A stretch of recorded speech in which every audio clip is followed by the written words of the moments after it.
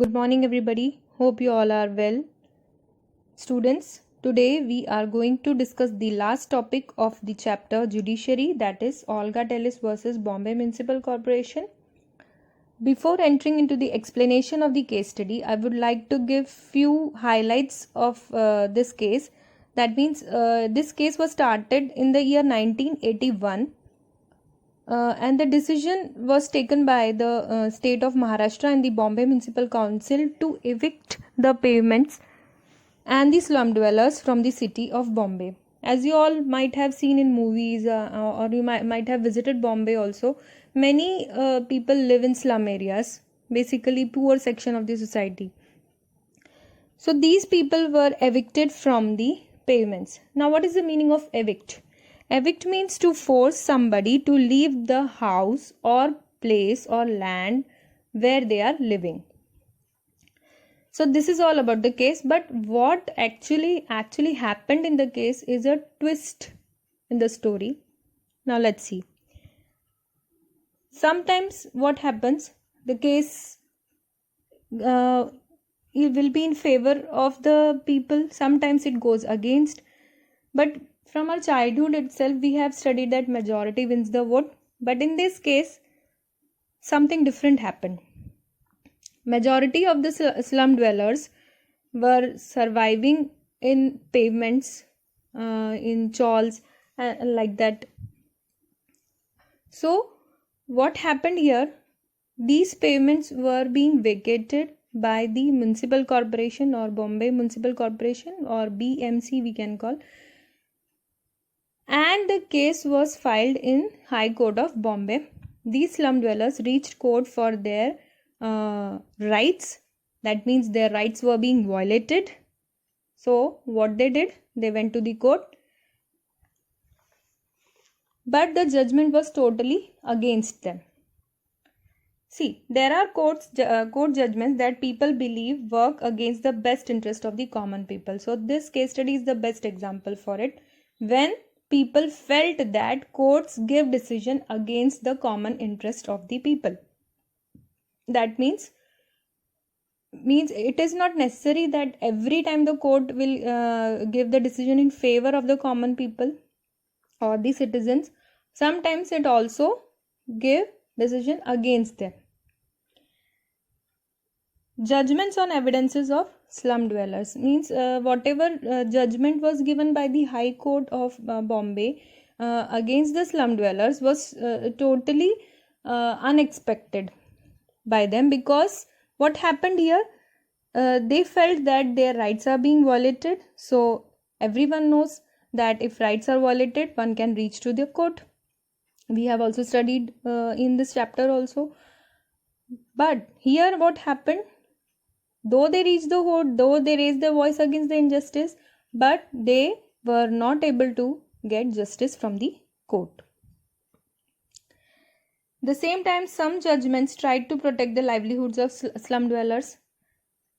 But there are courts also which are trying to protect the rights of the slum dwellers, or means their livelihoods are being protected, like the Supreme Court of India, where this case reached afterwards, and finally it came to the conclusion that the slum dwellers should not be evicted from the pavements, because it is their right to live in a place where they were living.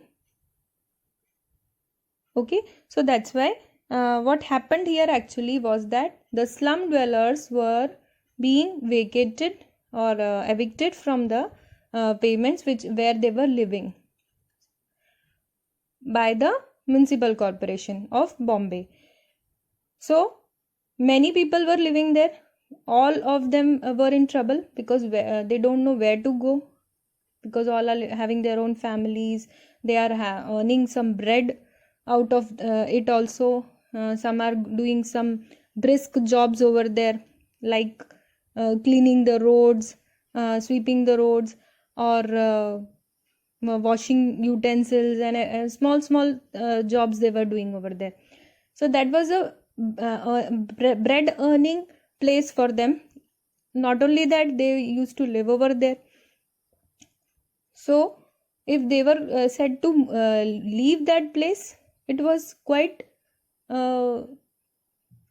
means they felt bad. That means they were living over there and finally they were told to go from there. So where they will go? That was the biggest question. But when they reached High Court, the judgment was totally against them. The court ordered to evict those pavements, and means they were not even given another space to live over there. That was the very much means hard means what to say, it was a sorrowful incident which happened to them. See, in the picture you can easily understand what kind of life they were living over there. This is the actual scene which happened. Now, insight into the case. Right to livelihood as a part of right to life. What happened? When they reached High Court denied to accept this case as the violation of the rights, and they just told them to evict those pavements. Then what happened?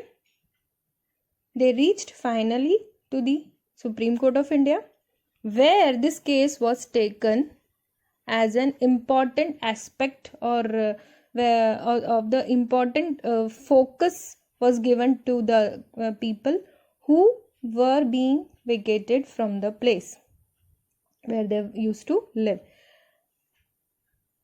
on the grounds of right to livelihood, which is again a fundamental right of each and every citizen of India. We have already studied about right to life. So right to life includes many things, as I told you. It includes right to water, right to life. It also includes right to livelihood, which is again a part of life. That means roti, kapda or makan. Yes, this is a movie. I'm not talking about a movie right now. These are the three necessities which a person want or need to live. That means bread, shelter and food. Right. So livelihood is also a part of it. To sustain life, we need to earn some bread. We need to live in a place to survive. Life means something more than mere animal existence. See, we are human beings, no? We are not animals. Animals can live anywhere where they want. But for a human being, it is next to impossible to live that kind of life. So this was the basic point behind the Supreme Court, where this case was heard and the judgment was given in favor of the slum dwellers, that it is their right to live at the place where they want to live, till the time when they are given any other option or any other place to live. Either the municipal corporation should give them separate or means just make them stay in a safer place, or they should not vacate them, or they should not evict them from the pavements or the place where they were living, or the slums where they were living. The eviction of a person from a pavement or slum will inevitably lead to the deprivation of means of livelihood. See, this is again written in our Indian Constitution, and a very important point which we need to understand, that eviction of a person from a pavement or a slum, that means the place where the person is living, wherever he is living, either it is a slum or a pavement or wherever, will inevitably lead to the deprivation. Will inevitably lead to the deprivation means the person will not be able to sustain his life. Deprivation means he will definitely end his life if he is not able to live in a proper place. And again, if he is not able to live in a proper place, that means it is an end to his livelihood. Okay? Means हमारे पास अगर रहने के लिए अच्छी छत ना हो या हम सेफ ना रह पाएँ तो हमारे जीने का मकसद ही ख़त्म हो जाता है ना। यही चीज़ इसमें समझाने की कोशिश की गई है।